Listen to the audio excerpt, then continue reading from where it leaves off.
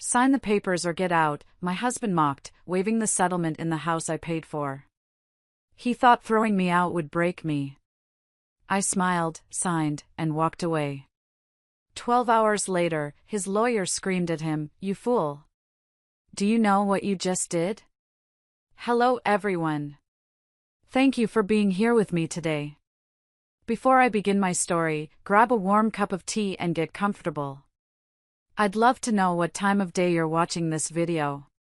Please comment M for morning, A for afternoon, or E for evening. Now, let me take you into this story. Sign the papers, Meredith. Or get out. Stuart's voice didn't even tremble. It was steady, cold, and laced with a terrifying amount of arrogance. He was sitting in my chair.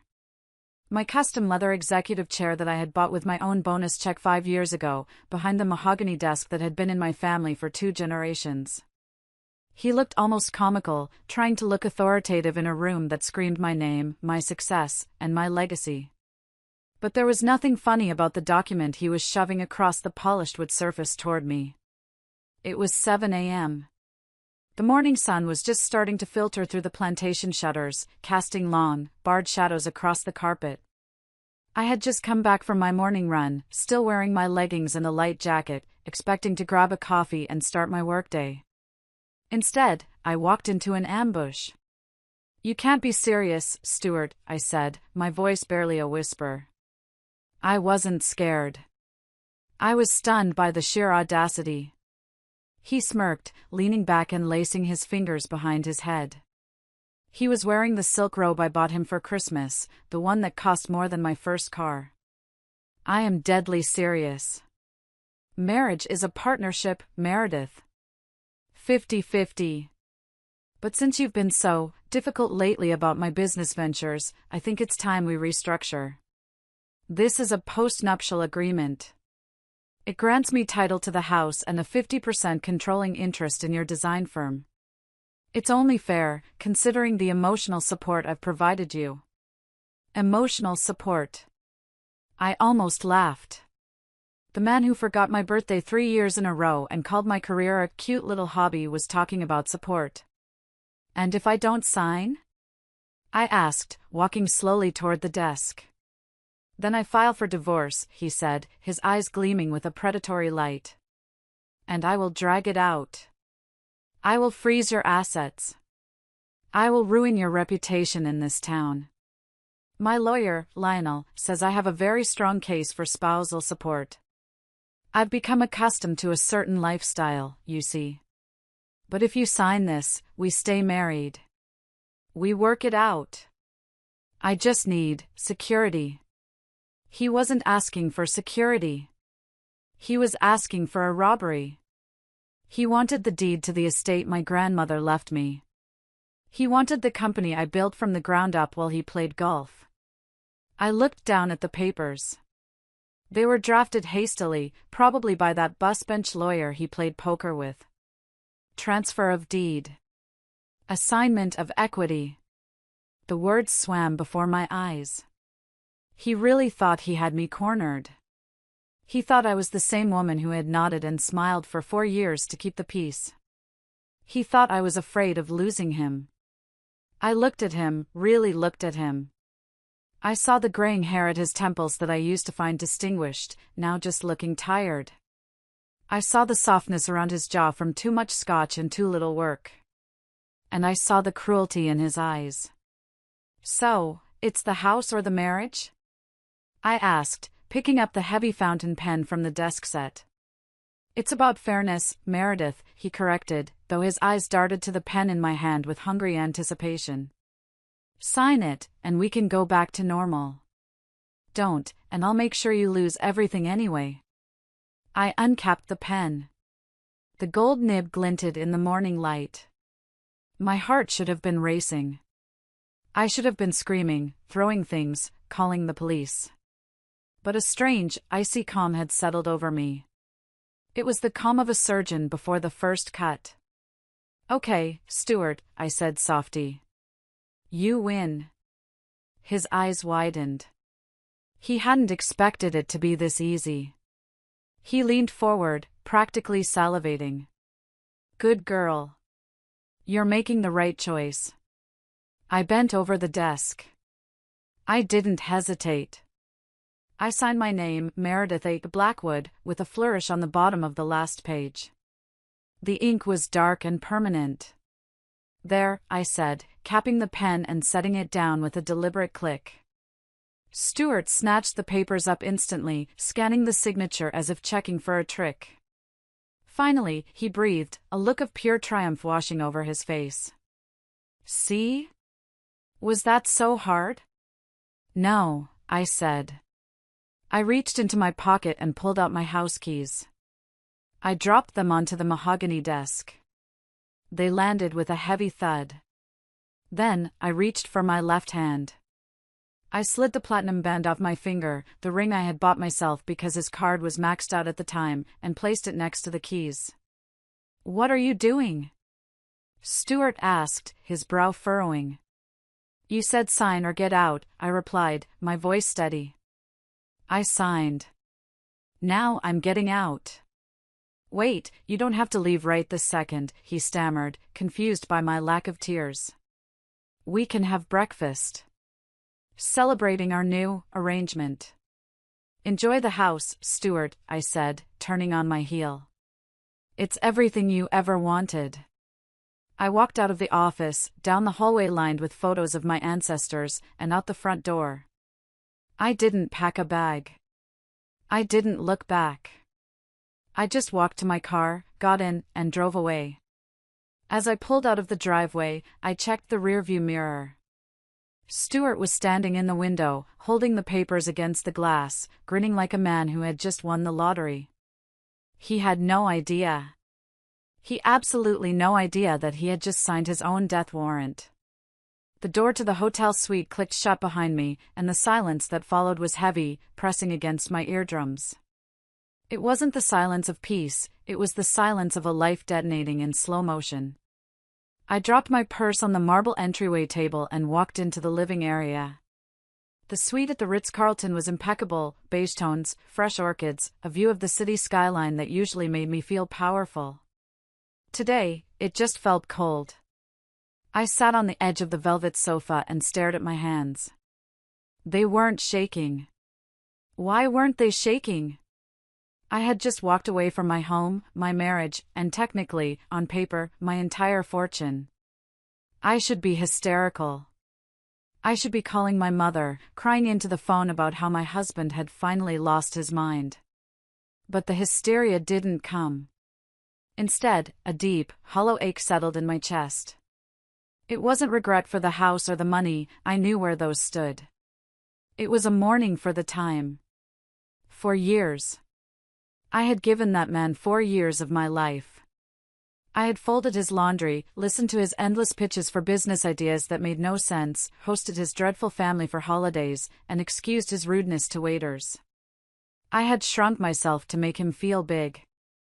I walked over to the minibar and poured a sparkling water. My reflection in the mirror looked tired. My eyes were puffy, and there were lines around my mouth that hadn't been there when I met Stuart. You did it, Meredith, I whispered to the empty room. You finally pulled the trigger. My phone buzzed on the coffee table. It was a notification from the smart home system. Motion detected, living room. I shouldn't have looked. I knew I shouldn't have. It was emotional masochism. But I picked up the phone and opened the app. The feed loaded in crisp high definition. There was Stuart. He wasn't alone. He was on the phone, pacing back and forth in front of the fireplace, a glass of my best scotch in his hand. He looked ecstatic. He was gesturing wildly, laughing. I tapped the listen button. Yeah, she just walked out. Stuart's voice tinny through the phone speaker. Left the keys and everything. I told you, Lionel. She's weak. She couldn't handle the pressure. The house is mine. The business, yeah, I'll be going into the office tomorrow to introduce myself to the staff as the new co-owner. It's a gold mine, and she's been running it like a charity. He took a swig of the scotch. No, she won't fight it. She's probably crying at her sister's place right now. She loves me too much to drag this through court. I've got her exactly where I want her. I turned off the screen. My hand gripped the phone so tight my knuckles turned white. She loves me too much. That was his calculation. That was his entire strategy. He banked everything on the assumption that I was a desperate, aging woman who would pay any price to keep a husband. He thought my dignity had a price tag, and he had just bought it for the cost of a threatening legal document. I walked to the window and looked down at the busy street below. Cars were rushing by, people going to work, lives moving forward. The world didn't stop because my marriage had imploded. A notification popped up on my email. It was from Paige, my executive assistant. Subject: the package is ready. Body: Meredith, I've compiled the files you asked for. The forensic accountant finished the report at 4 a.m. You were right. It's worse than we thought. Do you want me to send it to Claudia now, or wait? I typed back a single word: wait. I wasn't ready to drop the hammer just yet. Not until the ink was dry on Stuart's little victory lap. I sat back down and closed my eyes, letting the memories wash over me. Before the lawyers, before the betrayal, before the hatred. I needed to remember why. I needed to remember the woman I was before Stuart Wilson charmed his way into my life and tried to dismantle it brick by brick. I needed to go back to the beginning, to the night at the charity gala where he spilled red wine on my dress and apologized with a smile that I thought was charming, but now realized was the grin of a wolf spotting a lamb who had strayed too far from the flock. It was 4 years ago, almost to the day. I was 48 then, and I had been single for a decade. My business, Meredith Blackwood Interiors, had just landed the contract for the new city library, and I felt on top of the world professionally. Personally, I was lonely. I wouldn't admit it to anyone, certainly not to my employees who saw me as the Iron Lady of design, but going home to an empty 6-bedroom estate every night had started to wear on me. I was at the Children's Hospital Gala. It was a black-tie affair, the kind where the champagne is mediocre but the networking is essential. I was standing near the silent auction tables, debating whether to bid on a vintage trip to Napa, when a voice rumbled behind me. You know, looking at that painting makes me feel like I need glasses, and I have perfect vision. I turned around. He was tall, wearing a tuxedo that fit him perfectly. He had that silver fox look, salt and pepper hair, rugged jawline, and eyes that crinkled at the corners when he smiled. It's abstract expressionism, I said, smiling politely. It's supposed to challenge your perspective. It challenges my wallet, he laughed. I'm Stuart. Stuart Wilson. I'm in investments. Investments is a vague word. I should have asked what kind, right then. I should have asked for a business card, a LinkedIn profile, a tax return. But I didn't. I was charmed. Meredith Blackwood, I replied. The Meredith Blackwood? He raised an eyebrow. The one who turned the old grain silo into that incredible art gallery downtown? I'm a huge fan of your work. You have an eye for structure that is rare. He knew my work.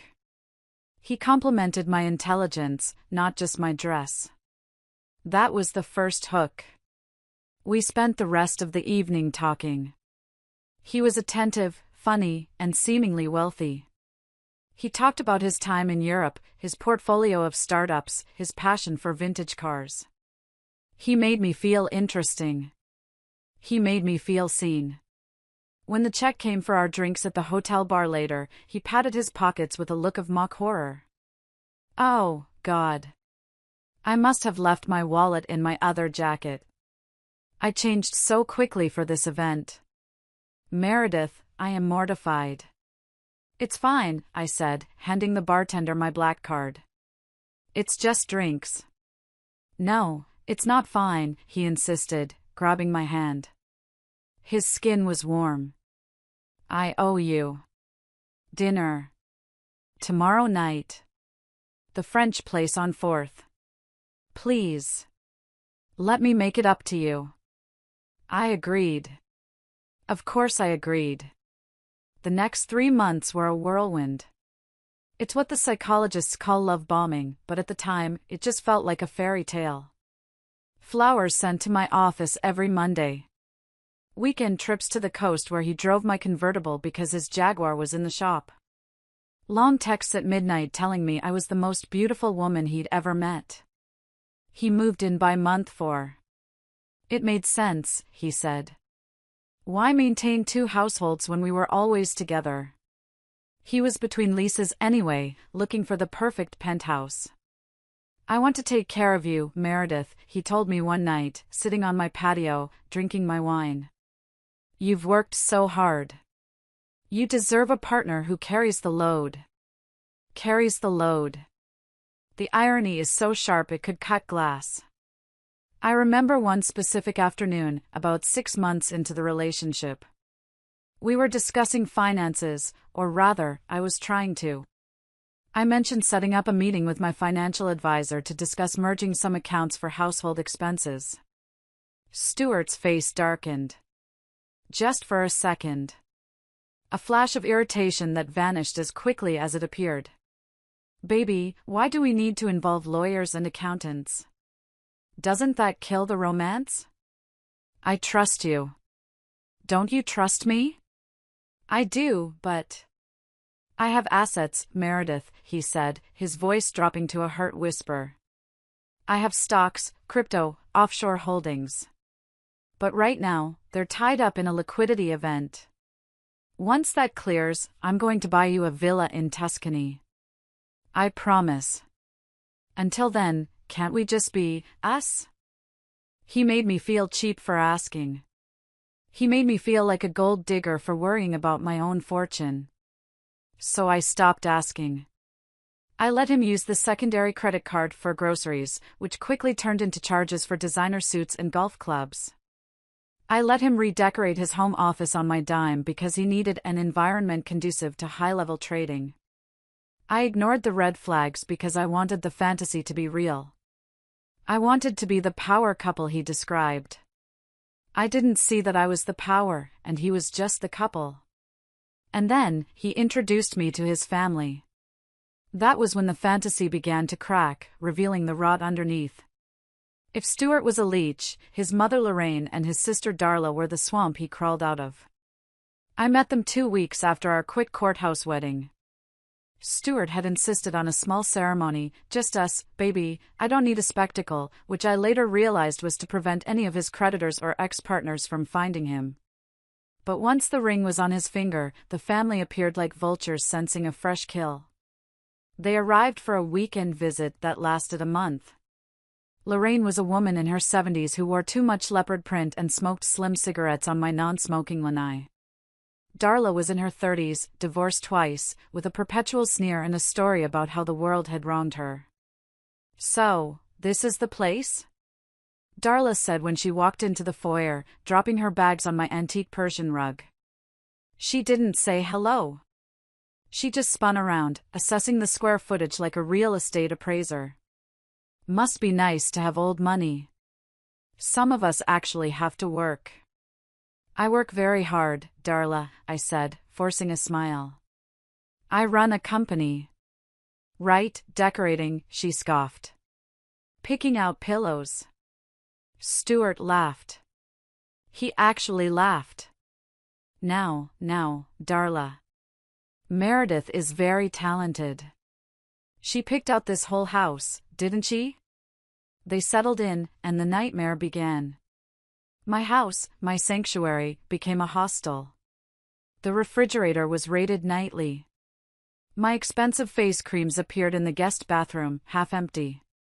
One evening over dinner, a roast I had paid the caterer to prepare because Lorraine complained that my cooking was too healthy, the topic of money finally came up explicitly. Stuart tells me you're not helping Darla with her situation, Lorraine said, stabbing a potato with her fork. I put down my wine glass. I'm sorry? What situation? Her car, Meredith, Stuart chimed in, reaching for the wine bottle. I told you. Her transmission blew. She can't get to her job interviews. Darla didn't have job interviews. Darla spent her days scrolling Facebook and complaining about her ex-husbands. I didn't know, I said. How much is the repair?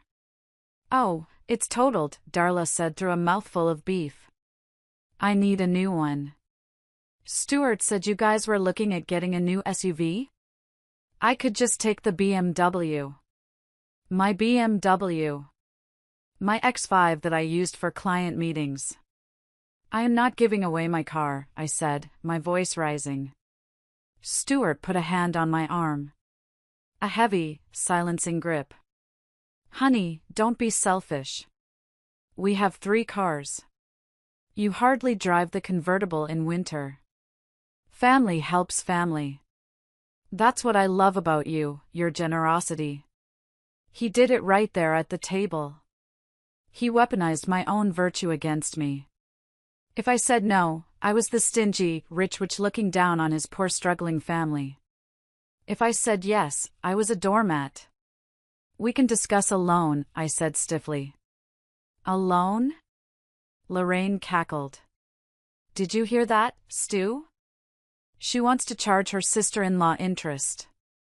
Unbelievable. After all the emotional support we've given you? There was that phrase again. Emotional support. It was their currency, but the account was always empty. The breaking point of that visit came a week later. I came home early from the office to find Lorraine and Darla in my master bedroom. They had my jewelry box open. Darla was holding up my grandmother's emerald brooch against her chest in the mirror. What are you doing? I demanded, standing in the doorway. Darla jumped, but Lorraine didn't even flinch. Just looking, Meredith. Relax. You have so much stuff, you probably forgot you even had this. It would look lovely on Darla for her date tonight. Get out, I said, shaking. Get out of my room. When I told Stuart about it later, he sighed, as if I were the unreasonable toddler. They're just curious, babe. They've never seen nice things. You made them feel like thieves. Mom was crying in the guest room. They were going to take it, Stuart. You don't know that, he snapped. You're so paranoid about your precious things. People matter more than things, Meredith. Try to remember that. I ended up buying Darla a used Honda just to get them to leave. I told myself it was the price of peace. I wrote the check, and Stuart kissed me and told me I was the best wife in the world. But as I watched them drive away, I felt a knot in my stomach. I realized they didn't look at me and see a family member. They looked at me and saw a host organism. And Stuart? He wasn't protecting me from the parasites. He was the one holding the door open for them. The liquidity event Stuart kept talking about never happened. 6 months turned into a year, then 2. Every time I brought up his contribution to the household expenses, there was a new excuse. The market was down. The regulators were holding up the merger. His partners were dragging their feet. I wanted to believe him. God, I wanted to believe him. Admitting he was a liar meant admitting I was a fool, and my pride was a heavy thing to carry. But the truth has a nasty habit of surfacing, usually in the form of a paper trail. It happened on a Tuesday. I was working from home because I had a cold. Stuart had left early, claiming he had a high-stakes negotiation in the city with a group of angel investors. He was wearing his best suit, the charcoal Armani I had bought him for our anniversary. The mail arrived around noon. Usually, Stuart intercepted the mail. He was obsessive about it, rushing to the mailbox the moment the carrier arrived. He claimed he was waiting for sensitive contract documents. But today, he wasn't there. I sorted through the pile. Junk mail. Magazines. A bill for the pool maintenance. And then, a thick envelope from American Express. It was addressed to Stuart, but it was the black card account. The one where I was the primary account holder and he was an authorized user.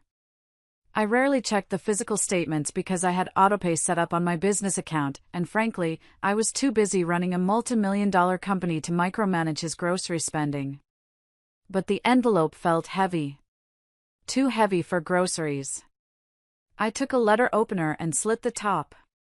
I pulled out the statement. It was 6 pages long. I sat down at the kitchen island, my tea forgotten. My eyes scanned the lines, and my breath hitched in my throat. The Sapphire Club, Las Vegas, $4,200. Caesar's Palace Suite, $1,800. Rolex Boutique, $12,500. Delta Airlines First Class, 2 tickets, $3,400. The dates didn't match his stories.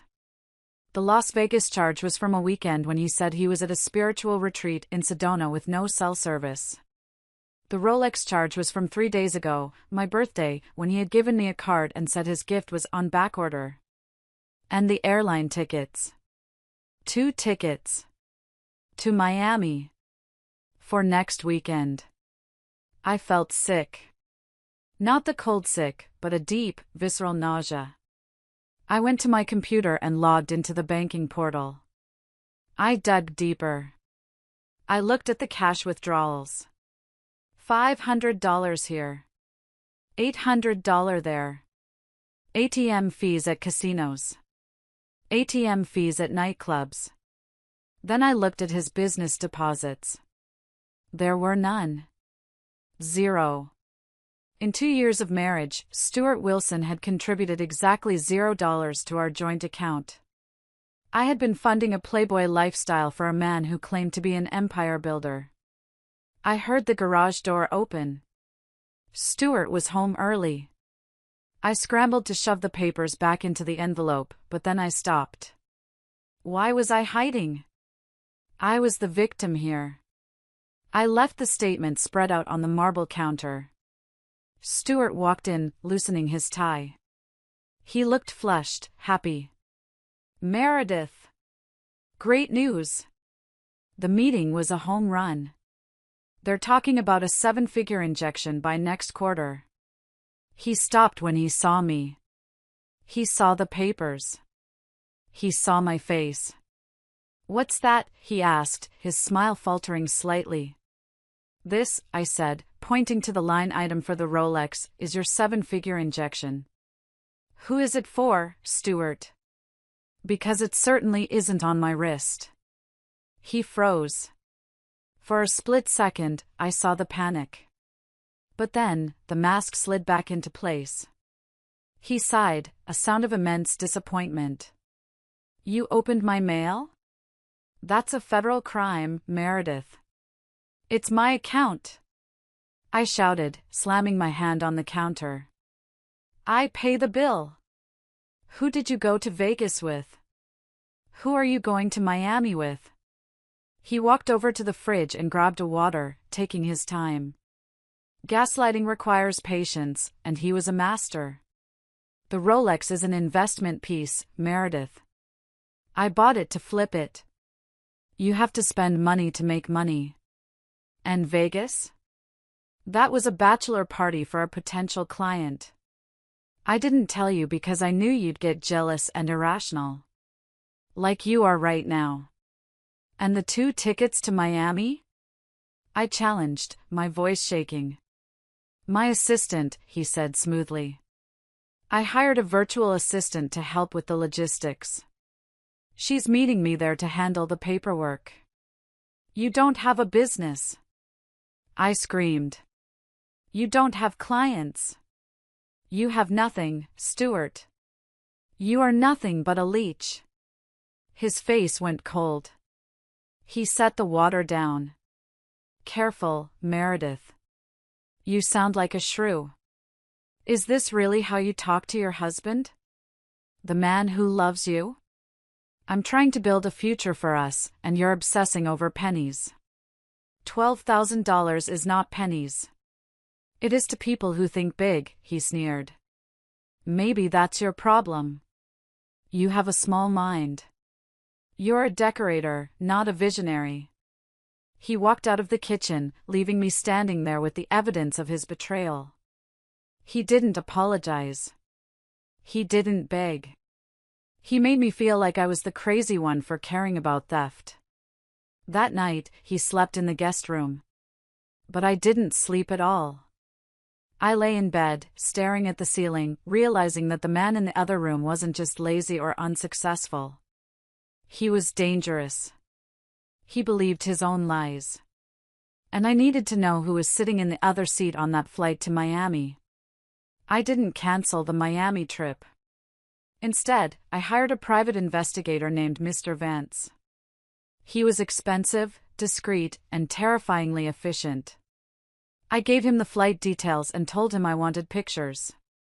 3 days later, while Stuart was supposedly closing deals in South Beach, Mr. Vance sent me a Dropbox link. I sat in my office, the door locked, and clicked the link.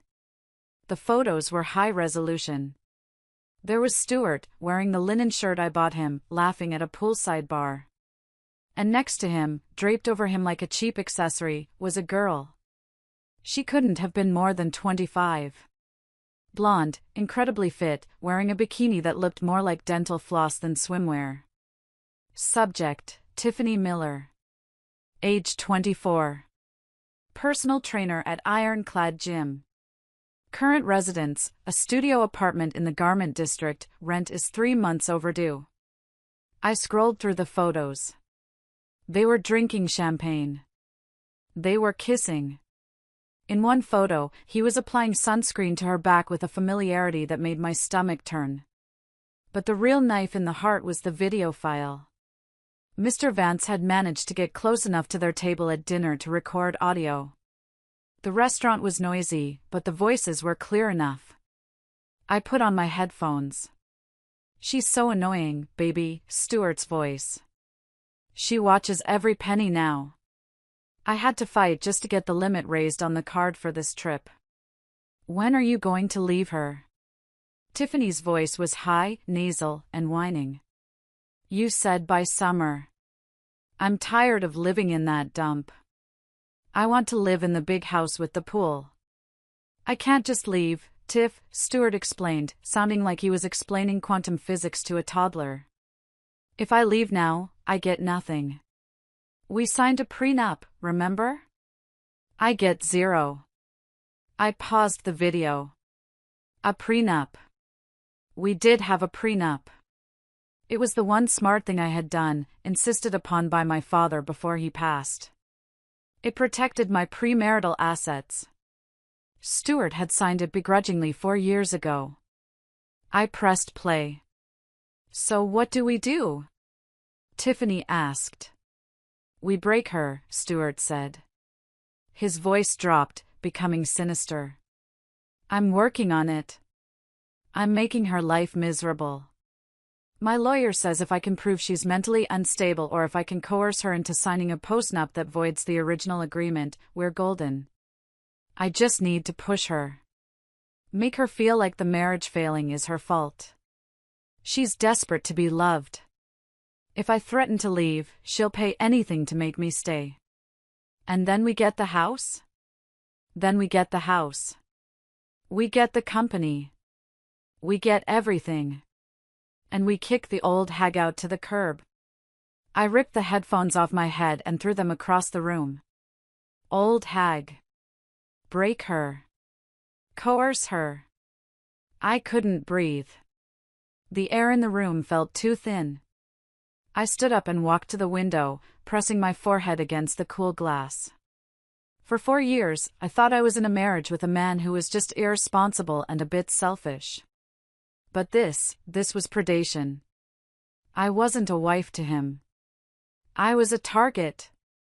He was literally plotting to drive me insane or desperate enough to sign away my life's work so he could move his gym rat mistress into my grandmother's estate. I looked at my reflection in the glass. I saw the tears streaming down my face. But beneath the tears, I saw something else. I saw the woman who had built a business empire in a male-dominated industry. I saw the woman who had navigated recessions, difficult clients, and contract disputes. Stuart thought I was weak. He thought I was a desperate, aging woman who would do anything for a scrap of affection. He was about to find out that the old hag knew how to fight. I wiped my face. I picked up the phone. I didn't call Stuart. I didn't scream at him. I dialed a number I hadn't used in years. "Claudia," I said when the voice on the other end answered. "It's Meredith. I need you. And I need you to be the shark everyone says you are." "Meredith?" Claudia's voice was warm but sharp. "Is everything okay?" "No," I said, my voice hardening into steel. "My husband is trying to steal my estate. I want to destroy him. Legally, financially, and completely.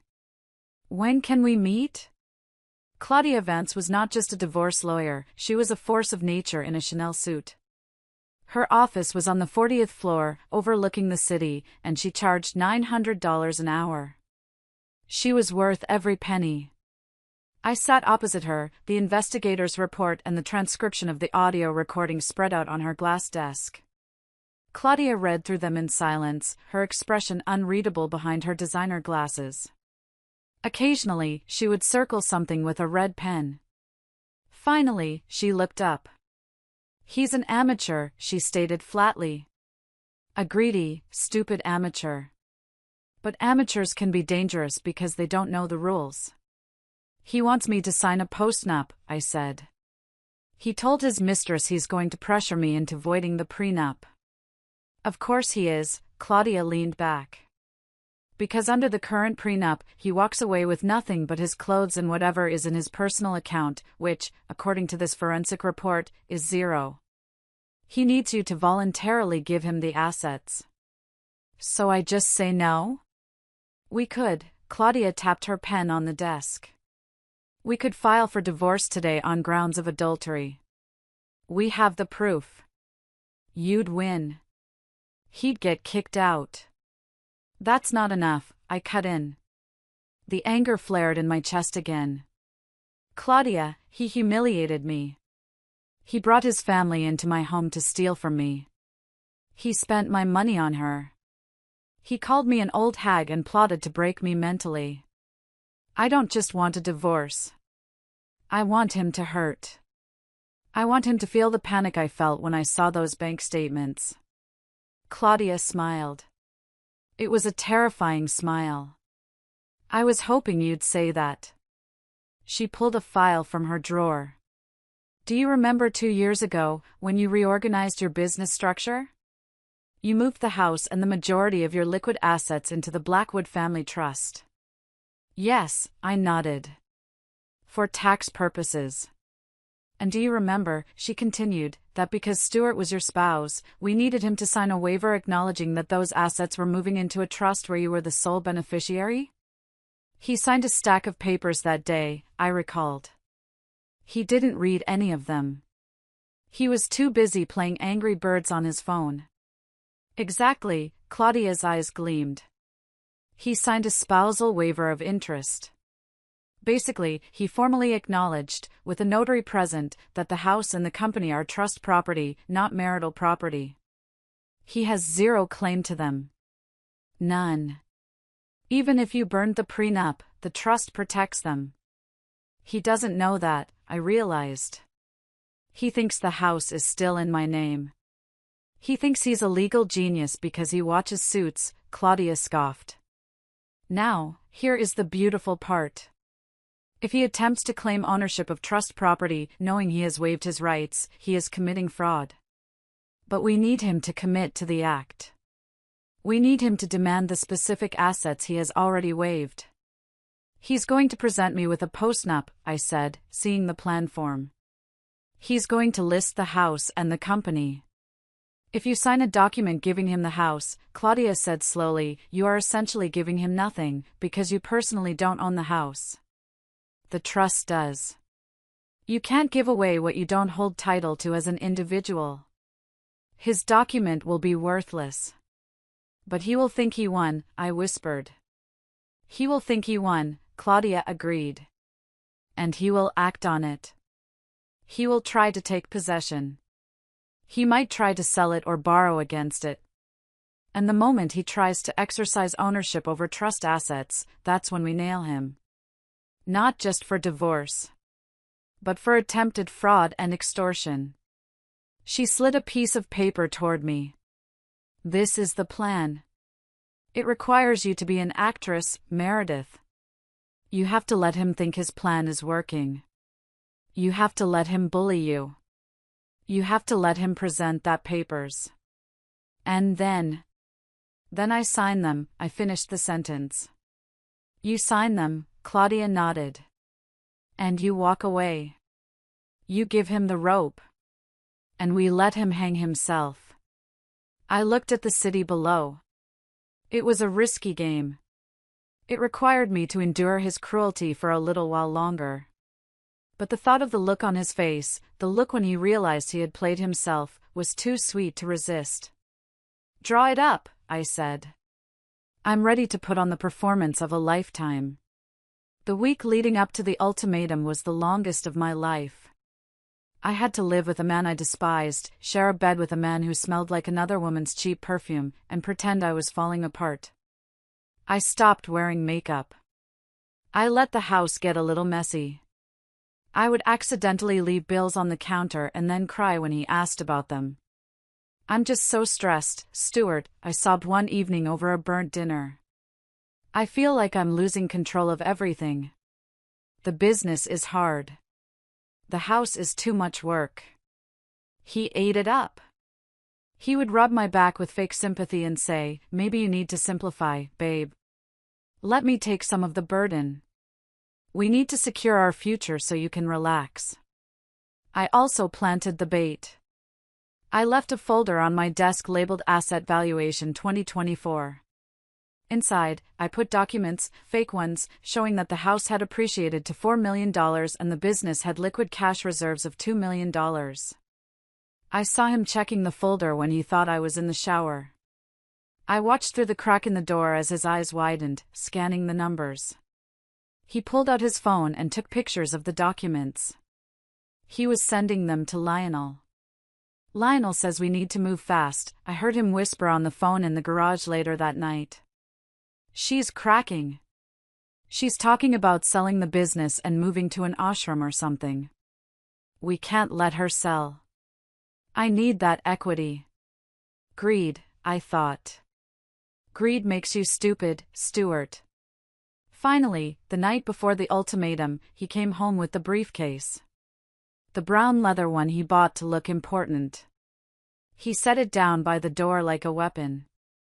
We need to talk in the morning, Meredith, he said, his voice grave. I've been doing a lot of thinking. About us. About how to fix this. Okay, I said, making my voice tremble. Whatever you say, Stuart. That brings us back to the moment in the office. The moment I signed the papers. When I walked out of that house, leaving my keys and ring, I didn't drive aimlessly. I drove straight to Claudia's office. He took the bait, I told her as I walked in. Did he sign? She asked. He made me sign. And then he countersigned. He has the documents. Perfect. Claudia picked up her phone. I'm initiating the eviction protocol. And I'm sending a courier to the bank to freeze the joint accounts, not that there's much in them, but it's the principle. What about the house? I asked. He's there now. He thinks it's his. Technically, Claudia smiled, he is trespassing. But let's give him his night of glory. Let him host his little victory party. The higher he climbs, the harder the fall. I checked my phone again. The notifications from the smart home were rolling in. Front door unlocked. Thermostat set to 68. Music system activated. And then, a new notification. Access code created, guest Tiffany. He hadn't even waited an hour. He had moved her in. He brought her to the house, I told Claudia, my voice cold. Good, Claudia said. That just adds to the narrative of emotional distress for the judge. Keep the footage. I sat in the chair in Claudia's office, watching the live feed on my phone. I saw Tiffany walking around my living room, touching my sculptures, putting her feet on my white sofa. I saw Stuart pouring wine, my vintage Bordeaux, into 2 glasses. They toasted.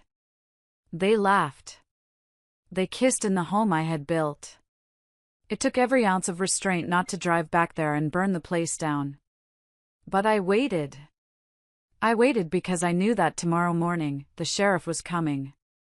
I knew that tomorrow morning, the reality of the trust would hit them like a freight train. Go to the hotel, Meredith, Claudia said gently. Get some sleep. Turn off the phone. Tomorrow is going to be a very busy day. I can't turn it off, I said, watching Stuart carry Tiffany up the stairs toward my master bedroom. I need to see it. I need to remember this anger.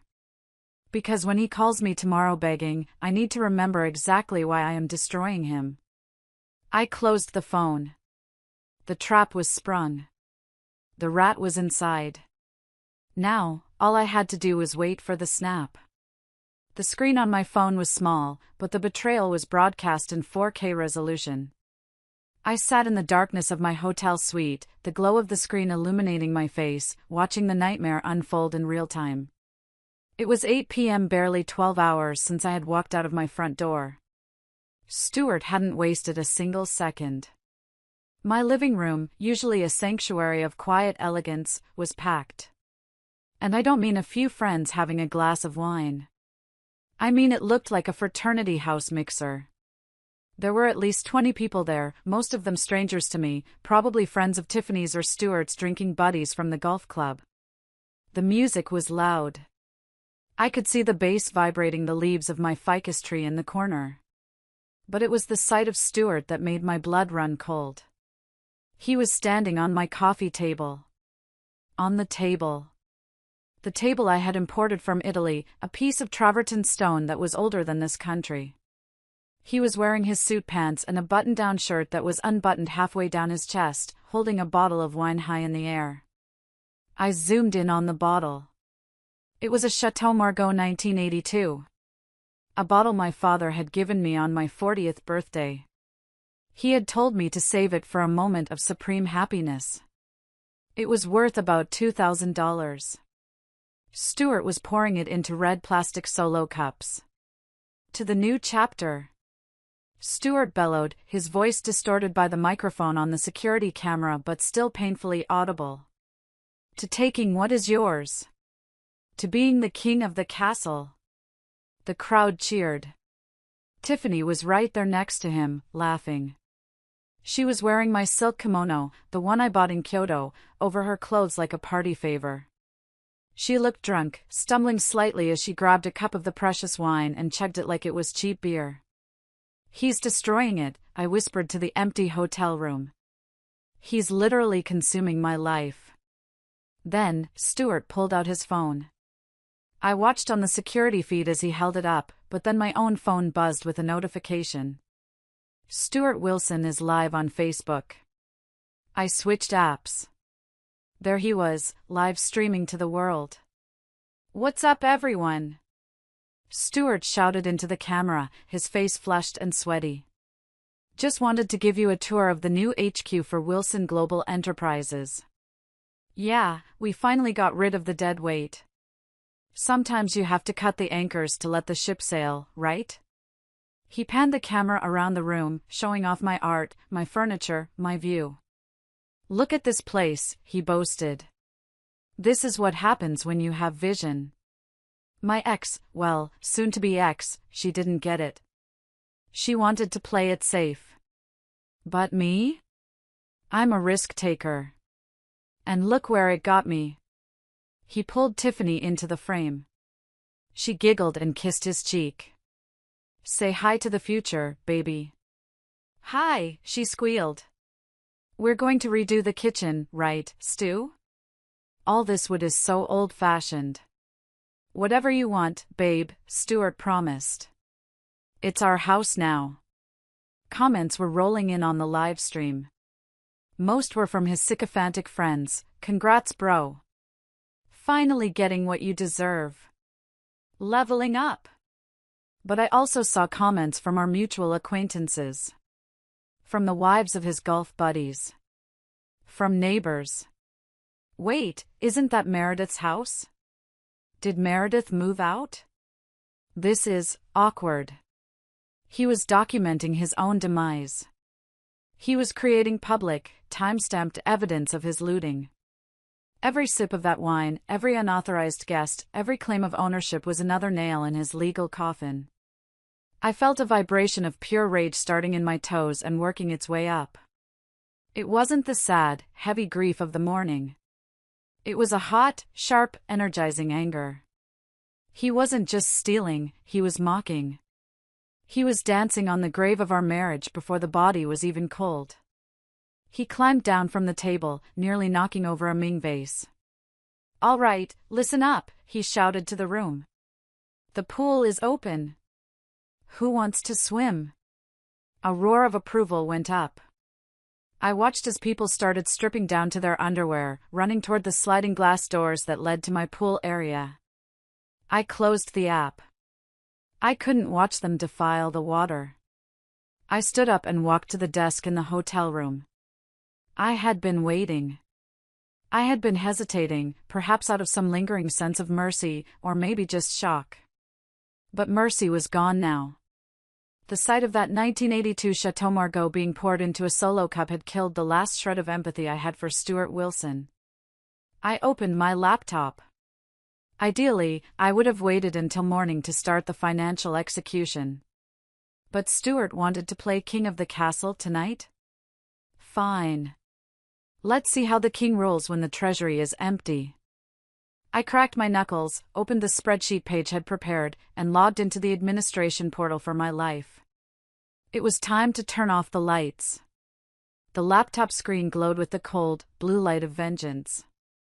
I had laid out everything in a systematic order, a digital firing squad ready to execute Stuart's lifestyle. I wasn't just angry, I was methodical. This is what Stuart never understood about me. He thought my success was luck or inheritance. He didn't understand that I built a company because I understood logistics, I understood leverage, and I understood details. Step 1: the credit cards. I logged into the American Express corporate portal. There it was, Stuart's supplementary card. The balance was currently sitting at $14,200 just for this month. I clicked on the card number. Status: active. Action: suspend. Reason: reported lost/stolen. I didn't just want it declined, I wanted it flagged. The next time he tried to swipe it, I wanted the merchant to look at him like a criminal.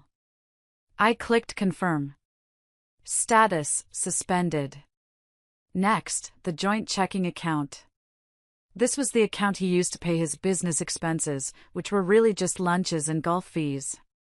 I transferred the entire balance, which was mostly my money anyway, into my personal savings account, leaving exactly $5. Just enough to keep the account open so he could see the emptiness. Then came the services. I pulled up the BMW leasing portal.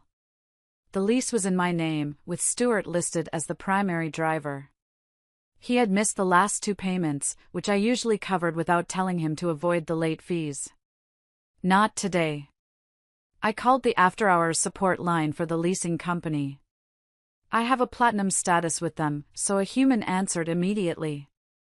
This is Meredith Blackwood, I said, my voice calm. I'm looking at the lease for the X7. I'd like to report unauthorized possession. The vehicle is no longer in my custody, and the driver is refusing to return it. I am terminating the lease effective immediately. Please initiate the repossession protocol. Certainly, Ms. Blackwood. Since the vehicle has GPS tracking, we can dispatch a recovery team within the hour. Do we have your permission to retrieve it from the driveway? You have my enthusiastic permission, I said. And please, don't ring the doorbell. Just take it. Step 4, the utilities. This was the pettiest move, and I savored it. The electricity and water were essential, and legally I couldn't cut those off instantly without a process. But the luxuries? I logged into the cable and internet provider. Cancel service. I logged into the streaming services, Netflix, HBO, Hulu, Spotify. Change password. I logged into the wine cellar climate control app. System off. And finally, the smart home hub. I watched the security feed one last time. The party was in full swing. Stuart was by the pool, laughing with a drink in his hand. The music was blasting. I opened the smart home admin panel. I had administrator privileges. Stuart only had guest access, though he didn't know it. I changed the master code. I deleted Stuart's iPhone from the authorized devices list. I deleted the new guest Tiffany code he had just created. Then, I looked at the scene settings. I created a new scene titled Closing Time. Action 1, turn off all interior lights. Action 2, lock all exterior doors. Action 3, set thermostat to 85 degrees. Action 4, turn off pool heater and pump.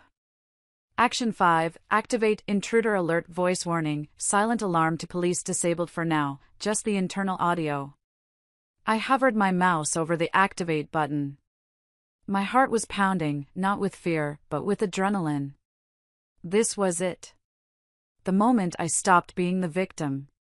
The moment I took back control. He wanted the house? He could have the house.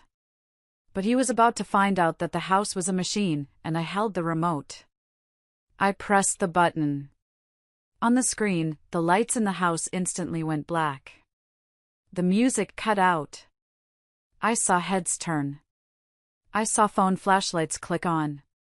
I saw confusion. And then, on the banking tab, a notification popped up. A transaction attempt at Domino's Pizza for $150. Status, declined. Another attempt. Status, declined. I sat back in my hotel chair, letting out a breath I felt like I'd been holding for 4 years. The silence in the hotel room was no longer heavy. It was the silence of a judge's gavel hitting the sound block.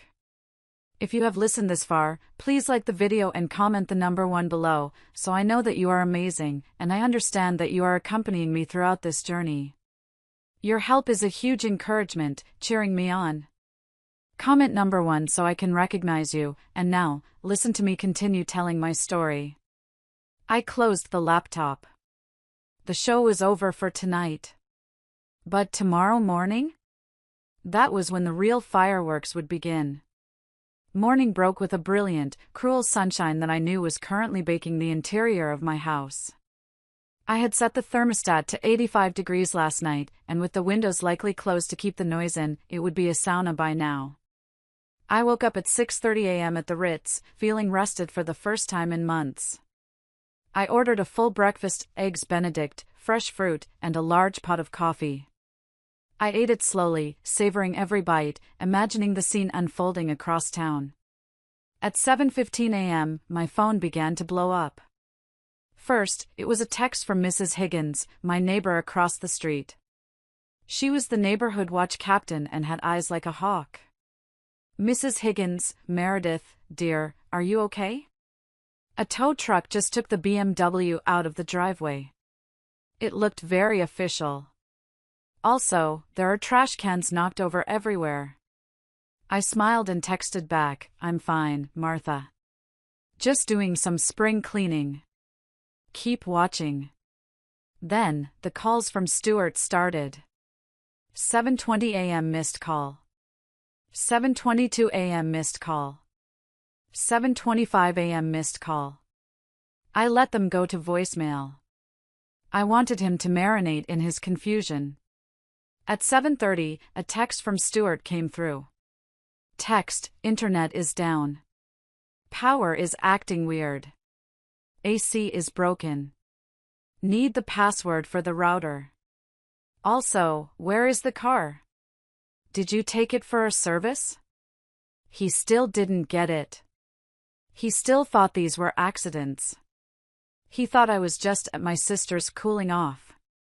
He couldn't conceive of a world where I would actually strike back. I imagined him standing in the kitchen, hungover, a headache splitting his skull. He would be reaching for the coffee maker, my Jura Z10 that cost $4,000. He would press the button for a double espresso to cure his hangover. But he wouldn't get coffee. Because I had locked the machine through the app. The screen would just say, "User not authorized." The pettiness of denying him caffeine felt incredibly satisfying. At 8 a.m., the panic set in. He tried to order breakfast. I got the notification from Uber Eats on my iPad, which was still logged into the family account. Order failed. Payment method declined. He tried to switch to the backup card. Order failed. Payment method declined. Then, a voicemail. I played it on speaker while I finished my tea. "Meredith, pick up the phone." Stuart's voice was ragged, panic edging into the anger. "The cards aren't working. The car is gone. Tiffany needs to get to work and she can't call an Uber." "What did you do? This isn't funny. You can't just cut me off. I have rights. I'm your husband." "Not for long," I whispered. I decided to answer the next text, just to twist the knife. "Stuart, call me now. This is financial abuse." "Meredith, I'm sorry, who is this? I don't have a husband. I signed the papers, remember? I'm just a stranger. And strangers don't pay for your lifestyle." I could feel his rage through the network. At 8:30 a.m., the doorbell camera alerted me. It wasn't the police. It wasn't a repairman. It was a courier service. Stuart opened the door. He looked terrible. He was wearing wrinkled boxers and a t-shirt. His hair was a mess. Behind him, the living room was a disaster zone, red cups everywhere, stains on the rug, Tiffany sleeping on the couch wrapped in a sheet. The courier handed him a large envelope. "Sir, for Stuart Wilson?" the courier asked. "Yeah, that's me," Stuart grunted, snatching the envelope. He probably thought it was the finalized divorce papers from his lawyer, or maybe a check he was expecting. He tore it open right there on the porch. I zoomed in. It wasn't a check. It was the formal notice from the Blackwood Family Trust. And clipped to the front was a letter from Claudia Vance, printed on heavy, terrifyingly official letterhead. Stuart read the first line. I saw his shoulders stiffen. He read the second line. His mouth dropped open. He looked up at the camera. He knew I was watching. He looked right into the lens, his face pale, his eyes wide with a dawning horror. He didn't scream. He didn't rage. He just looked small. He turned around and ran back into the house, tripping over the threshold, shouting for Tiffany to wake up. The realization had landed. The hangover was about to get a lot worse. Because in about 10 minutes, his phone was going to ring, and it was going to be the one person he thought was on his side. The call came at 8:45 a.m. I wasn't privy to it directly, but Claudia recounted it to me later with gleeful precision. However, I got the gist of it because Stuart, in his panic, put it on speakerphone while pacing in the living room, right under my high-fidelity security microphone. His lawyer, Lionel, was on the other end. Lionel, the man who advertised on daytime TV between soap operas. Lionel, you have to fix this. Stuart was shouting, pacing around the red Solo cups. She cut everything. The car is gone. And I just got this letter from her lawyer saying I'm trespassing. Trespassing in my own house. There was a pause. Then, Lionel's voice erupted from the phone, so loud it distorted the speaker. You idiot! You absolute, colossal moron! Stuart stopped pacing. What? Why are you yelling at me? You said we had her cornered. I just got the discovery file from her lawyer. Lionel screamed. Do you have any idea what you just let her do? Do you know what you signed yesterday? I signed the postnup. The one you wrote. Stuart stammered, looking at Tiffany, who was now sitting up, looking terrified. It gives me the house. It gives you nothing. Lionel roared. The house isn't hers, Stuart. The house belongs to the Blackwood Family Trust. The company belongs to the trust. She doesn't own them individually, so she can't sign them over to you. I don't understand, Stuart mumbled, sinking onto the sofa. What does that mean? It means you forced her to sign a document transferring ownership of an asset you already waived rights to 2 years ago. Lionel was hyperventilating. Her lawyer sent me the waiver you signed. You acknowledged the trust. And now, by forcing her to sign this transfer under threat of divorce, you have officially committed documentary fraud. You attempted to extort a trust asset. That is a felony, Stuart. A felony. Stuart's face went gray. But she signed it. She agreed. She baited you. Lionel shrieked. She handed you a loaded gun, pointed it at your head, and you pulled the trigger. Her lawyer is talking about pressing charges for extortion and fraud. They have recordings, Stuart. They have texts. They have the video of you live streaming from the house claiming ownership. You confessed on Facebook Live. Fix it. Stuart begged, his voice cracking. Just tell them it was a mistake. Tell them I didn't know. I can't fix a felony. Lionel yelled. I'm dropping you as a client. I am not losing my license because you decided to play tycoon with a shark like Meredith Blackwood. You are on your own. My advice? Get out of that house. Right now. Before the cops show up. Click. The line went dead. The silence in the living room was absolute. The only sound was the hum of the refrigerator and Tiffany's shallow breathing. Stuart dropped the phone. It clattered onto the hardwood floor. He looked at Tiffany. He dropped me, Stuart whispered. Tiffany stood up, pulling the sheet tighter around her. What does that mean, Stu? Do we get the house or not? Stuart looked at her, and for the first time, I saw the hate in his eyes. Not for me, but for her. For the distraction. For the greed that she had fueled. There is no house, Stuart said, his voice hollow. It's a trust. It was never hers to give. So, you're broke? Tiffany asked, her voice losing all its softness. Like, actually broke? I'm worse than broke, Stuart laughed, a manic, high-pitched sound. I'm about to be arrested. He stood up and ran his hands through his hair. We have to go. Lionel said to leave. We have to pack. We? Tiffany took a step back. I'm not going anywhere with you if the cops are coming. I have a career, Stuart. I'm an influencer. You're a part-time trainer who hasn't paid rent in 3 months. Stuart snapped. Pack your bags. We're going to my mom's. I am not going to your mother's trailer. Tiffany shrieked. I sat back in my hotel chair, sipping my tea. It was unraveling faster than I had anticipated. The rats were turning on each other. Then, my phone buzzed again. It was a notification from the front gate security system. Visitor, Lorraine Wilson.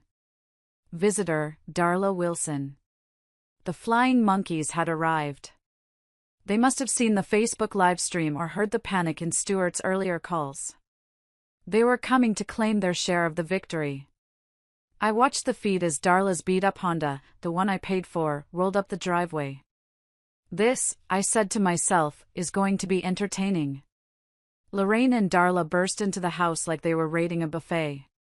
Lorraine was wearing a floral muumuu, and Darla was already holding a cigarette, ash falling onto my foyer floor. "Where is the champagne?" Lorraine boomed, spreading her arms wide. "My son, the homeowner. We saw the video, Stu. Finally, you put that stuck-up woman in her place." Stuart was standing in the middle of the living room, frantically throwing clothes into a garbage bag. He looked up, wild-eyed. "Shut up, Mom," he hissed. Lorraine froze. "Excuse me? Is that how you talk to the woman who birthed you? There is no house." Stuart screamed, throwing a pair of shoes into the bag. "It's over. She tricked me. The cops are coming." Darla dropped her cigarette. "What do you mean she tricked you? You said she signed the papers." "The papers are worthless," Stuart yelled. "It's all a trust. I'm broke, Mom. I have nothing. The car is gone, the accounts are frozen, and I'm facing jail time for fraud." The transformation on Lorraine's face was instantaneous. The pride vanished, replaced by a cold, calculating sneer. "You mean, you didn't get the money?" she asked slowly. "No." "And you don't get the company?" "No." Lorraine looked at Darla. "I told you he would screw it up. He never had the head for business." "Mom." Stuart looked betrayed. "I need help. I need a place to stay. Can we come to your place? Just for a few weeks until I sort this out?" "We?" Lorraine looked at Tiffany, who was frantically texting on the sofa. "I don't have room for you and your whore." "Hey!" Tiffany shouted. "And I certainly don't have room for a son who is going to bring the police to my doorstep," Lorraine sniffed. "I run a respectable bingo night. I can't have felons sleeping on my couch." "You're abandoning me?" Stuart asked, his voice breaking. "After everything I gave you? I bought Darla that car. I paid off your gambling debts." "With Meredith's money," Darla pointed out unhelpfully. "Technically, you didn't give us anything." "She did." "So call her," Stuart begged. "Call Meredith. She likes you guys. Maybe she'll listen to you. Tell her I'm having a breakdown. Tell her to call off the lawyers." Lorraine hesitated. She pulled out her phone. I watched on my screen as my own phone started ringing. "Caller, Lorraine Wilson." I stared at it. I let it ring. Then, I blocked the number. On the screen, Lorraine looked at her phone, annoyed. "She sent me to voicemail." "Well, that's rude." "She blocked you, you old bat." Tiffany snapped. She stood up, holding one of my Louis Vuitton tote bags. It looked stuffed. "Where are you going?" Stuart asked, reaching for her. "I'm leaving," Tiffany said. "My Uber is here." "What's in the bag, Tiff?" Darla asked, her eyes narrowing. "Just my stuff," Tiffany said quickly, clutching the bag tighter. "That's Meredith's bag," Stuart said, realizing. "And it looks heavy." "What did you take?" "It's my compensation," Tiffany yelled. "For wasting 6 months of my life with a loser." She tried to bolt for the door. Stuart grabbed her arm. Darla grabbed the bag. The three of them wrestled in the hallway, screaming obscenities at each other. The bag ripped open. My jewelry spilled out. My grandmother's pearls. My diamond tennis bracelet. Several expensive watches. You thief! Lorraine shrieked. Those are valuable. Let go of me! Tiffany screamed, scratching Stuart's face. Suddenly, the front door burst open. It wasn't the police. Yet. It was Mrs. Higgins, my neighbor. She was holding her phone up, recording the whole thing. I've called the sheriff, Mrs. Higgins announced gleefully. And I have you all on video stealing Mrs. Blackwood's property. The police are 2 minutes away. The room froze. Tiffany looked at the spilled jewelry. Stuart looked at Mrs. Higgins. Lorraine looked at the exit. Run! Tiffany screamed. She abandoned the jewelry, shoved past Stuart, and sprinted out the door toward the waiting Uber. Lorraine and Darla didn't wait for Stuart. They turned and ran to their car. Mom! Wait! Stuart yelled, running after them. I watched as the Honda peeled out of the driveway, leaving Stuart standing alone on the lawn, barefoot, holding a garbage bag of clothes, while Mrs. Higgins filmed him with a look of pure judgment. He was alone. Completely, utterly alone. And then, I saw the flashing lights of the sheriff's cruiser turning the corner. I timed my arrival perfectly. I wanted to be there when the official seal was placed on the door, but I didn't want to be part of the brawl. I pulled my rental car up to the curb just as Deputy Miller was stepping out of his cruiser. Claudia pulled up behind me in her black Porsche. She looked impeccable, holding a leather folder. We walked up the driveway together. Stuart was sitting on the front steps, his head in his hands. He looked up when he heard our heels clicking on the pavement. His eyes were red, his face scratched from the scuffle with Tiffany. When he saw me, he stood up, a flicker of hope crossing his desperate face. Meredith, he choked out. Thank God. You have to stop this. They're treating me like a criminal. Tell them it's a misunderstanding. Tell them we're married. I stopped 10 feet away from him. I adjusted my sunglasses. I didn't look angry. I looked bored. We are married, Stuart, I said calmly. For now. But you are also trespassing on trust property. And Deputy Miller is here to escort you off the premises. Trespassing? Stuart laughed, a hysterical, broken sound. I live here. My clothes are in the closet. We had dinner here last night. Correction, Claudia stepped forward, her voice sharp as a razor. You broke into a property managed by the Blackwood Family Trust. You have no lease. You have no deed. You have no rights. She handed the deputy a file. Officer, here is the restraining order granted by Judge Harmon this morning, citing domestic disturbance, attempted fraud, and theft. Also included is the eviction notice effective immediately. Deputy Miller nodded. He was a stern man who had known my father. He looked at Stuart with undisguised contempt. Mr. Wilson, the deputy said. You have 30 minutes to collect your personal essentials. That means clothes and toiletries. No electronics, no valuables, no furniture. Then you need to vacate the property. If you return, you will be arrested. Where am I supposed to go? Stuart cried, looking at me. Meredith, please. I have nowhere. My mom left me. Tiffany stole from me. My cards don't work. That sounds like a you problem, I said. He took a step toward me. I'm your husband. I loved you. I got lost. I got scared about our future. Please, baby. Let's just talk. Inside. Just us. We can fix this. He was trying the charm. The puppy dog eyes. The soft voice that used to make me melt.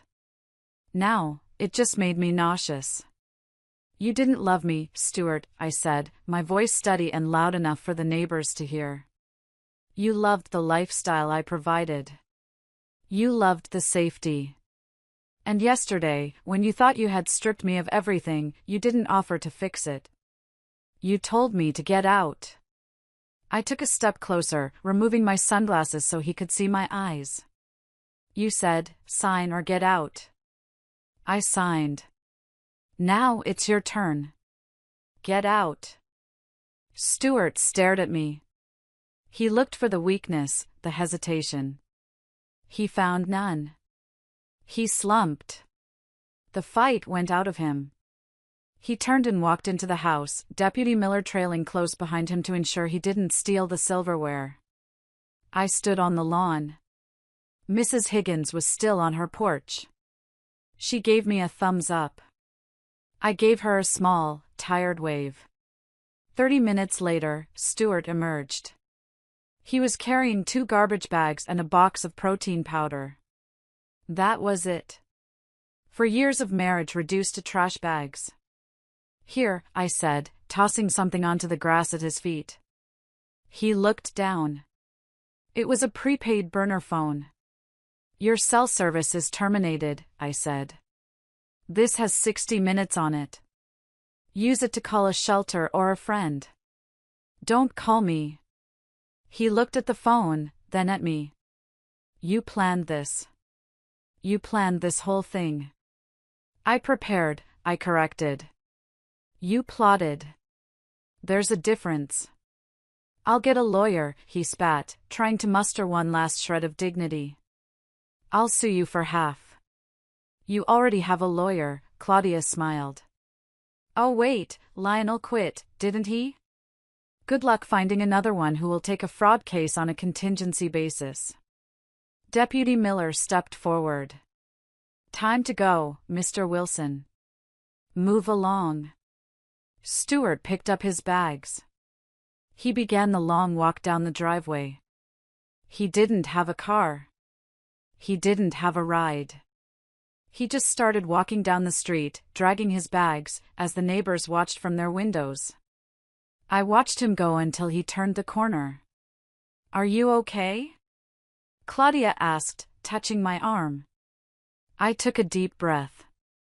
The air smelled like freshly cut grass and victory. I'm better than okay, I said.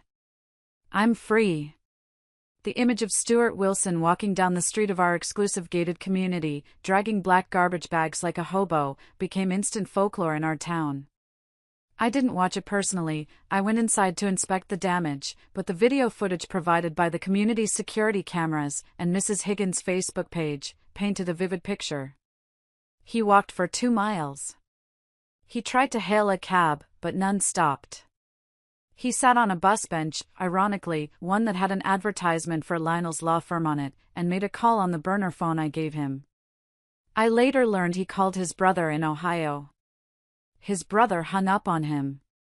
He called his golf buddy, Mike. Mike told him he couldn't get involved. Finally, a rusty pickup truck pulled up.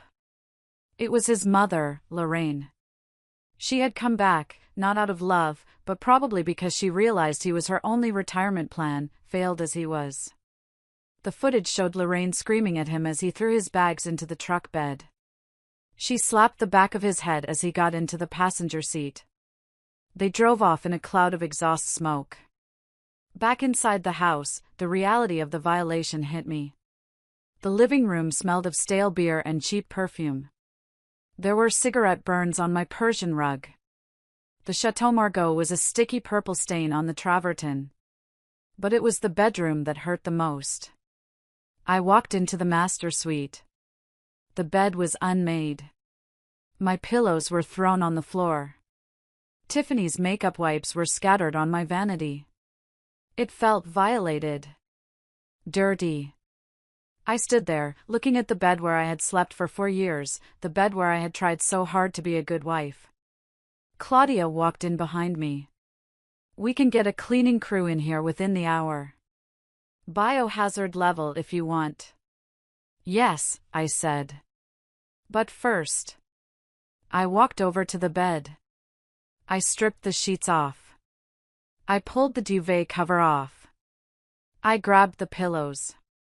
I'm burning these, I said. Meredith, those are Egyptian cotton, Claudia warned. I don't care if they are spun from gold, I said, bunching them up in my arms. They touched him. They touched her. They have to go. I carried the bundle out to the fire pit in the backyard. I piled the expensive linens into the stone circle. I doused them with lighter fluid from the garage. I lit a match. The flames caught instantly. I watched the fabric curl and blacken. I watched the smoke rise into the afternoon sky. It was a primal ritual. With every thread that burned, I felt a little lighter. I wasn't just burning sheets, I was burning the lies, the gaslighting, the feeling of not being enough. Goodbye, Stuart, I whispered. My phone rang. It was Paige. Meredith, she said, her voice professional but excited. I just got off the phone with the bank. They finished the audit of the unauthorized transfers Stuart made over the last 2 years. It totals $342,000. Filed a claim, I said, watching the fire. And, Paige continued, the police just called. They found Tiffany. She tried to pawn your tennis bracelet at a shop downtown. She's in custody. Good, I said. Press charges. Maximum penalty. And Stuart? What about him? He's been blowing up the office line. He says he wants to negotiate a settlement. I laughed. It was a genuine, full-throated laugh. Tell him the only settlement he's getting is the one he signed yesterday. The one where he waived everything. I hung up. The fire was dying down to embers. I turned back to the house. My house. It was dirty, it was messy, and it carried the ghosts of a bad marriage. But the structure was sound. The foundation was strong. Just like me. The next 3 days were a flurry of activity, but it was the good kind of busy. It was the busy of reclamation. I hired a professional cleaning service, not my usual maids, but a heavy-duty industrial crew. I told them to scrub everything. Walls, floors, ceilings. I wanted every skin cell of Stuart Wilson eradicated from the property. While they worked, I went into the storage room. When Stuart moved in, he had insisted on modernizing the house. He called my style cluttered and sentimental. He made me pack away my father's book collection, my grandmother's antique tea sets, and the framed photos of my college graduation. He replaced them with cold, abstract art and empty surfaces. Minimalism is the mindset of success, he had preached. Now, I dragged the boxes out. I unpacked my father's leather-bound copies of Hemingway and Steinbeck. I touched the worn covers, smelling the old paper. I placed them back on the shelves in the library, filling the empty spaces Stuart had left. I unpacked the photos. There was me, 22 years old, smiling in my cap and gown, arm around my dad. I looked happy. I looked ambitious. I missed you, I told the girl in the photo.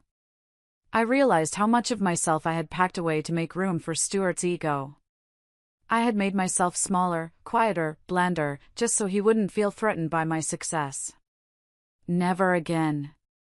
On the 3rd day, I walked into the garage. Stuart's home gym was there. He had bought thousands of dollars of equipment, a Peloton, weights, a bench press, that he barely used. I called a local charity that worked with at-risk youth. Take it all, I told them. Whatever you can't use, sell. Seeing the gym empty out was incredibly satisfying. In its place, I parked my new car. A Porsche Cayenne. I had traded in the BMW. I didn't want the car he had driven. I wanted something new, something that was just mine. That evening, I sat in my newly reclaimed living room. The air smelled of lemon and sage.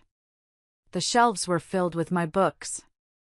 The The terrible abstract art was gone, replaced by the landscapes I loved. I poured a glass of wine. Not the Chateau Margaux, he had destroyed that, but a crisp Sauvignon Blanc.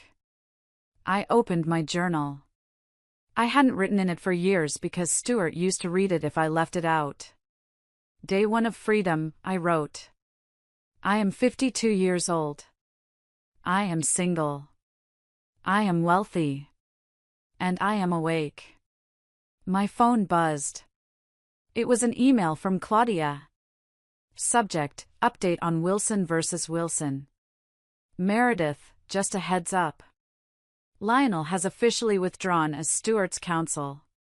Stuart is now being represented by a public defender for the fraud charges. Also, he has filed for bankruptcy. It seems the empire was mostly debt. I closed the email. I felt a twinge of pity, but it was distant, like watching a character in a movie make bad choices. He had had every opportunity. He had a wife who supported him, a home that was safe, a life that was comfortable. But he got greedy. He wanted the golden goose, so he cut it open, only to find there was nothing inside but his own reflection. I took a sip of wine. The house was quiet. No TV blaring sports. No complaints about the food. No gaslighting. It was the most beautiful sound I had ever heard. 6 months later, I stood in the back of a courtroom, wearing a suit that cost more than Stuart's car, if he had one. I didn't have to be there. The divorce had been finalized weeks ago via mediation, which Stuart attended via Zoom from his mother's kitchen table. But today was the hearing for the fraud charges and the civil suit I had filed for the restitution of the stolen funds. Stuart was sitting at the defendant's table. He looked diminished. He had lost weight, but not in a healthy way. His suit was ill-fitting, likely bought at a thrift store. His hair, once perfectly styled, was thinning and dull. He didn't see me at first. He was too busy arguing with his public defender in a hushed, frantic whisper. The judge, a no-nonsense woman named Judge Patterson, entered. Mr. Wilson, she began, looking over her glasses. We have reviewed the evidence. The bank records, the video footage, the signed documents. It is the opinion of this court that you engaged in a systematic pattern of financial deception. Stuart stood up. Your Honor, I was just borrowing the funds. I intended to pay it back. My wife, my ex-wife, she misunderstood. You spent $342,000 on luxury items, travel, and a mistress while contributing nothing to the marital estate, the judge read from the file.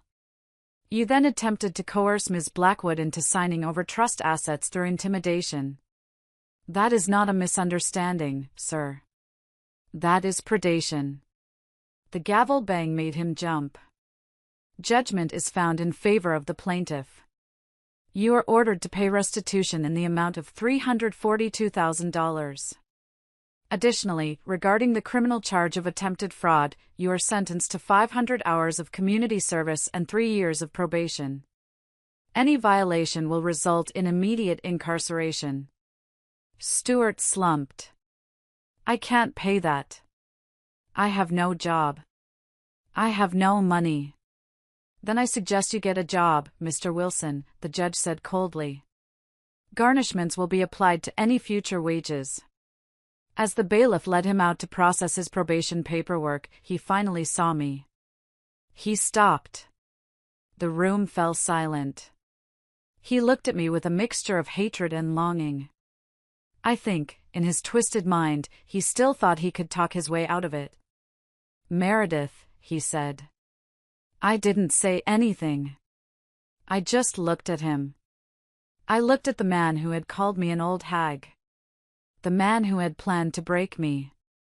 Are you happy? He asked, his voice bitter. You ruined my life. I stepped forward, my heels clicking on the floor. I didn't ruin your life, Stuart, I said, my voice calm and carrying across the room. I just stopped paying for it. I turned and walked out of the courtroom. Outside, the air was crisp. It was autumn. The leaves were turning gold. Tiffany had taken a plea deal. She pleaded guilty to petty theft and received probation. She had moved back to her hometown in Ohio. Her Instagram account had been deleted after the internet found out what she did. Stuart was living in his mother's basement, working part-time at a car wash. And me? My company had just had its best quarter in history. I had launched a new line of home decor. And I had a date tonight. Not with a man, but with myself. A cooking class in Italy. I was leaving tomorrow for a month in Tuscany, the trip Stuart had promised me but never delivered. I was going alone. And I couldn't wait. The night before I left for Italy, I hosted a party. It wasn't a networking event. It wasn't a gala. It was a dinner party for the people who had stood by me when the walls were crumbling. The dining room table was set with my grandmother's china. The candles were lit. Claudia was there, laughing with a glass of champagne. Paige was there, having been promoted to vice president of operations. Mrs. Higgins was there, telling the story of the great trash bag walk of shame for the 10th time, adding more dramatic flair with each retelling. And Mr. Vance, the private investigator, stopped by for a drink. To Meredith, Claudia raised her glass. The woman who proved that the best revenge is not just living well, but living free. Here, everyone cheered. I looked around the table. These were people who respected me. Not for my money, but for my character. I have a toast, I said, standing up. The room quieted. For a long time, I began, looking at the flickering candles. I thought I needed someone to complete the picture of my life. I thought a big house was empty without a husband. I thought success was lonely without a partner. I paused, smiling at my friends.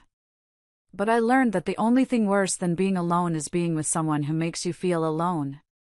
I learned that my value isn't negotiable. And I learned that I am pretty terrified of anyone who tries to take my grandmother's house. Laughter rippled through the room. So, here's to empty spaces, I raised my glass.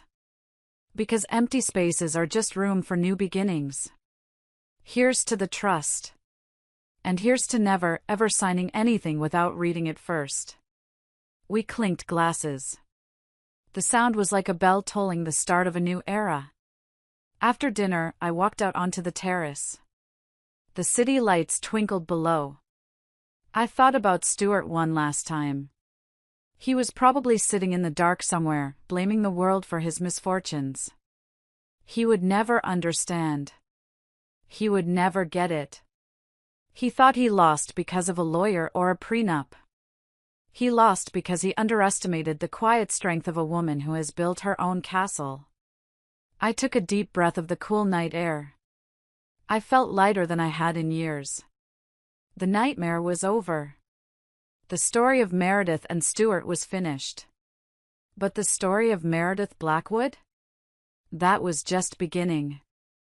And so, as Meredith's story comes to a close, we are left with a profound reminder: true strength lies in knowing your worth and refusing to let anyone diminish it. Life will often test us, placing obstacles in our path or people who seek to take advantage of our kindness. But resilience is born not from avoiding hardship, but from rising above it with grace, intelligence, and an unshakable belief in oneself. Meredith's journey teaches us that self-respect is non-negotiable, and sometimes, the bravest thing we can do is walk away from what no longer serves us. Her story also highlights the importance of preparation and strategy. In moments of betrayal or adversity, staying calm and thinking clearly can turn the tides in your favor. It's not about revenge, it's about reclaiming your power, your peace, and your right to happiness. Meredith didn't just win, she rebuilt her life on her own terms, proving that even in the face of loss, there is always a path forward. What about you? What lessons did you take away from this story? Share your thoughts below or simply comment good if you found Meredith's journey inspiring. Let's celebrate the strength within us all.